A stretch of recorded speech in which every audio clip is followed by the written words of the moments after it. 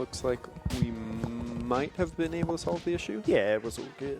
Okay, easy peasy, and we are on our way.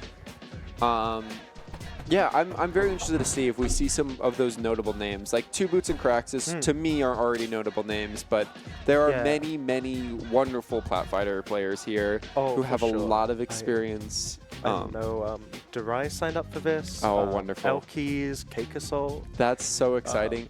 We'll see how they do in bracket. I don't know how much practice they got. And that's the thing too, right? Like you have this competitive Plat Fighter capability, but you also have these masterminds like Craxus and Two Boots who have really thought things through, right? Definitely. And it's really a clash of those two different styles to see how far they can go with these things. Yeah, see how far Fundies can take you in this style of game. But yeah, I mean, if you're a competitive player, so are those names that you just said. So you can get a lot of fun out of this game for sure. And we see the Paladin here, not double brawler. We'll see if that changes in game 2. Yeah. But right now, trying out for Paladin, trying to use that sword to really keep this brawler away.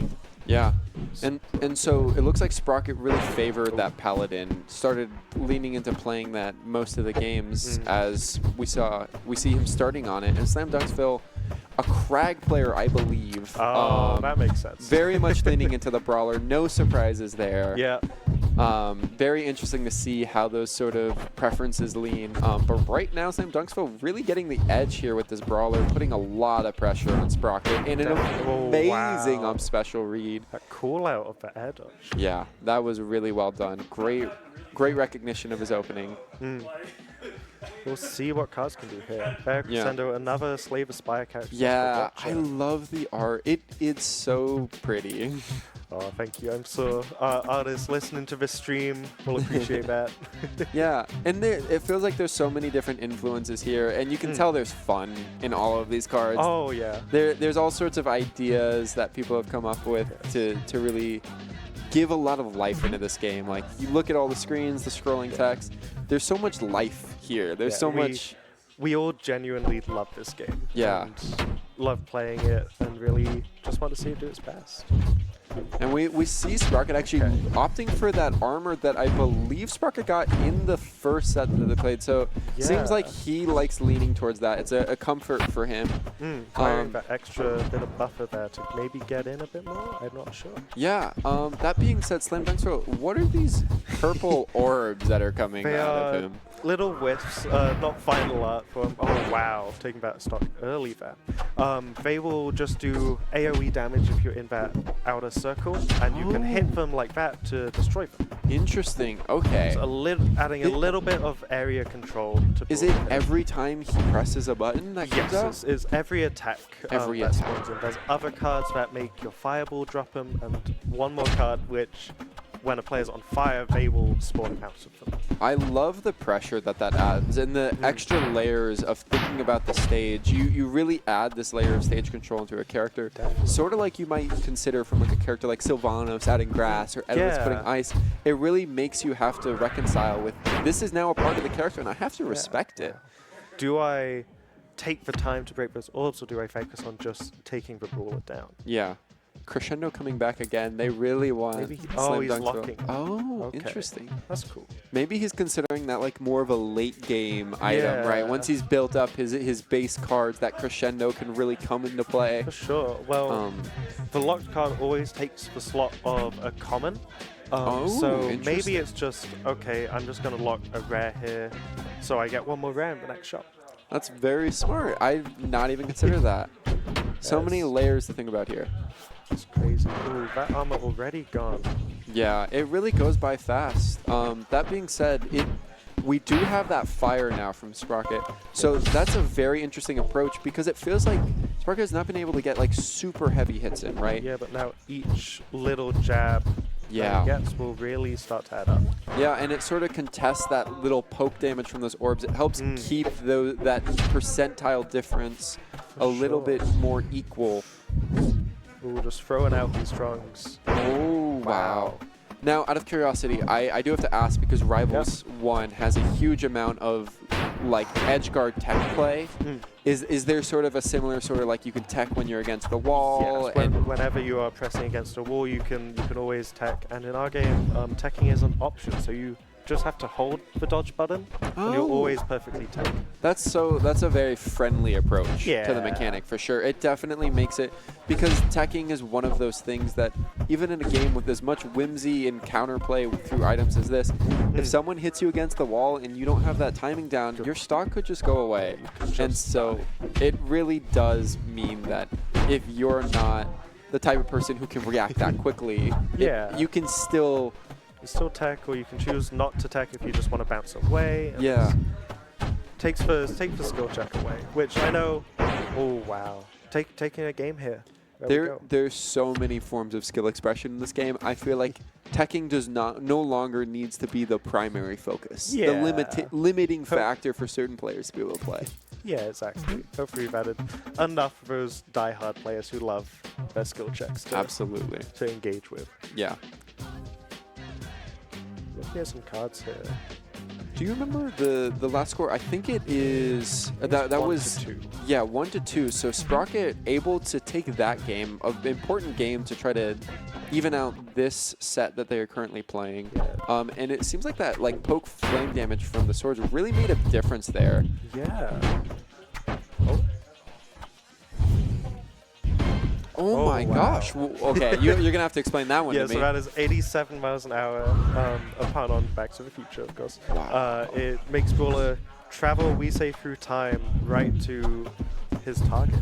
Wow. You Will can pop tell up a that's couple seconds later. really throwing with Sprocket. What did we also He just see? has a card which lets him, while he's not in hit stun and under 200%, loop through the blast zone to the other time. So if you're having a hard time getting back to stage, maybe you're a new player and you just aren't handling it, find yourself seeing a lot. That is from the top. such an interesting approach, because I could see in that previous set that we saw with like Two Boots versus Caraxis, where Two Boots was getting most of his minus out of those edge guards. That could be a really valuable card to pick up if you were to find it. But in other games, it may not be nearly as useful if your opponent can just teleport to where you're at. So, really close the distance. Wow. Yeah. It is, however, always the same timing. So if he learns that timing, he could start parrying them. Very, very interesting. Lots of layers here. Yeah, swapping off the Paladin, as we've seen again, we end on a Brawler mirror. It reminds me of the pocket crag, you know. Everyone goes, all right, they've got a clear awareness of how they're using the brawler. I'm gonna bring out my brawler because then we can just really duke it out, you know. For sure. Which I hope does not mean that Brawler is stronger than the others. I think from someone who's played enough fighters to recognize, there's a comfort in the heavy hitters when you are learning a game. It's a comfort thing, you know. For sure. A character like Artificer, it takes a high level of execution to come through, and when you've been playing the game for a weekend, perhaps that high level of execution you need a little bit more time to you just want to polish. push some buttons, have a bit of a fallback with your weight, so you don't die off every straight hit. Yeah, absolutely. Great edge guard we see coming through Talking here. about straight hits.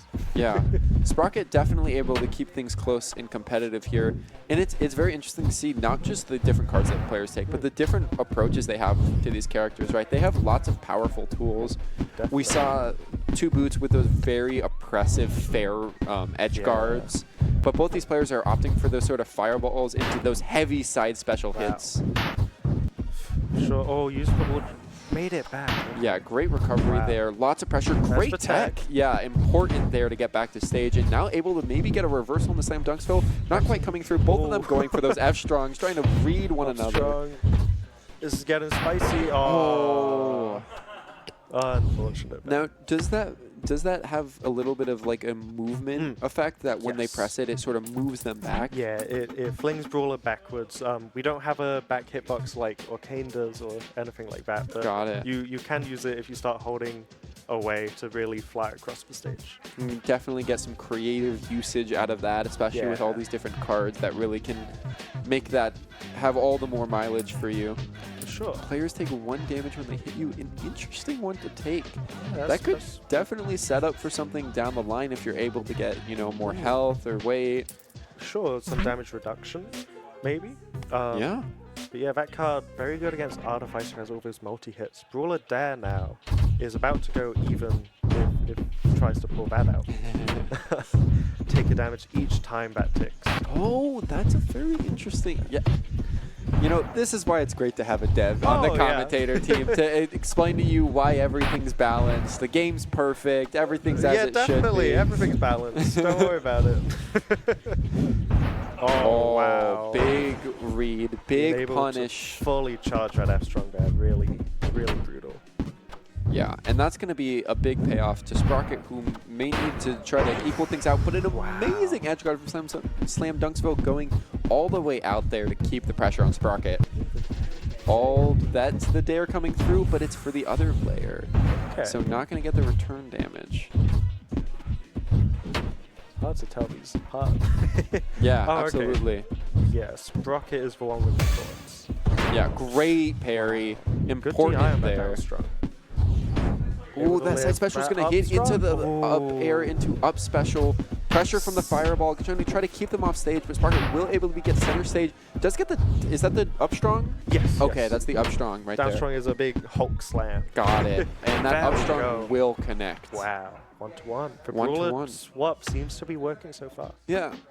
And, you know, sometimes it may not even be about your comfort. It may be about the opponent's comfort, right? Yeah. You find, you know, Caraxis, I think he was comfortable on Artificer, but Two Boots was definitely very clearly able to edge guard that character. And so it's about throwing the mix on them, too, forcing them to respond. We'll see here. Takes fireball, stun, and multi-ball. Oh, that's so scary. That can really, you can just close the distance right away. If one of those hits, you get right in. That seems pretty good, Some someone comments from the crowd. Yes, absolutely, it sure does. Wow. I love seeing this start to crowd up as we get later into the bracket. You can tell there are people here who have played their sets who want to go, I want to see what everyone else is doing now. I want to see what these people are coming up with. And SlamDunksville also has a landing explosion, so every time they hit the ground, there's going to be an explosion at their feet. I see that, yeah. Maybe a good to get Sprocket off them a bit. Yeah, a get off me tool, perhaps a setup for the fireball stuns that they're going for into these edge guards. Okay. Really seeing the synergy coming through from SlamDunksville. Oh, what a call out. That'll do it. Ooh, what are those little lights around them? What am I seeing right there? So this is last stock on the circus stage. As little spotlights. Oh wow, we dialed back the graphics a little bit. They were a bit overkill a week ago, but they're still there in spirit. They're still doing some stuff. Ooh, taking Lightning Fist. That will reduce startup on all normals. Explosive Sweat being looked at. That card. Shaping up to be one of the best here. Oh, plat placer. So this is fun. He has to put a platform down. Got an achievement. Put a platform down. That you'll see it. There it is. The orange platform. That. it reminds me of Ultimate Chicken Horse in the design. It visually, it's very fun in that way. We definitely love that game. That's wonderful. I can see the inspiration, the parallels, absolutely. So many inspirations in this game. Running it back though, TM, to the big top stage here. It's that's another thing you players have to adapt to. Not only the cars, but all these stages. We have so many of them, and the platforms all move in different ways on a lot. So really having to adapt on the fly to those platforms. Absolutely. This day, it's very cool. I see that the platforms move into themselves there. Yes. Definitely throw you off. Wow. Kind of from a classic tri-plat to more, I guess, a bit of a merchant port shape, a bit of an overhang. Very merchant port. Yeah. Arizona, you love your merchant port. So. Absolutely. And we're seeing very back and forth right now. Both of them are just walloping. Whenever they can get each other off stage, going for those fireballs. Sweat not being used as heavily as it was in one of the previous games that we were seeing, because can really capitalize off of that. Yeah, absolutely. Ooh, great air dodge to get around, but the fireball's going to keep them at bay. Oh, that's it. The pressure that was being put on there from SlamDunksville to keep Sprocket at bay, you could tell it was making it very difficult for Sprocket to recover. For sure, that's the set. Looks like we already... Oh, no, there we go. Be interesting to see who our next players are here, who's made it to top 16. I'm very excited to see. Brutal couple pools, I'm sure. I do think it is quite an honor to be the first